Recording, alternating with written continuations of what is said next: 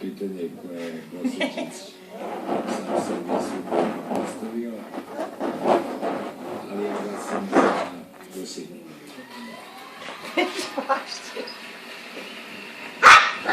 Dragi gledalci, sami ste svesni koliko je konkurencija ove sezone velika. Svake nedelje dolazimo do toga da jedan član žirija mora da obriši idu. Nataša, vidite ćete odlučiti da li u finale ide Rossini ili Nikola Alević. Pašćeš.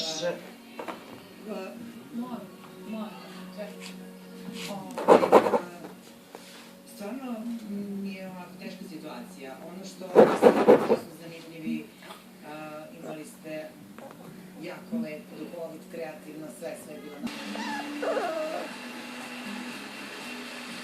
Naš drugi finalista je Nikola. Ti si imao jedan pet mali daj, bilo problema, ali si se izborio si se za veliko finale. Po čemu ćeš pamtiti ovo već? Pamtit ću po velikom uzbuđenju i pamtit ću naravno prolazku u finale, ali sve je bilo sjajno, taj tehnički pet nije velika stvar. Ponovio sam nastup, bože moj, ali drago da sam pošao, kao što sam pošao ovo sigurno. Kućeni, nažalost, uvijek će biti neko ko će izgubiti, ali kao što rekao nam Ila Tasovac, ovo su svi povranici. Čestitam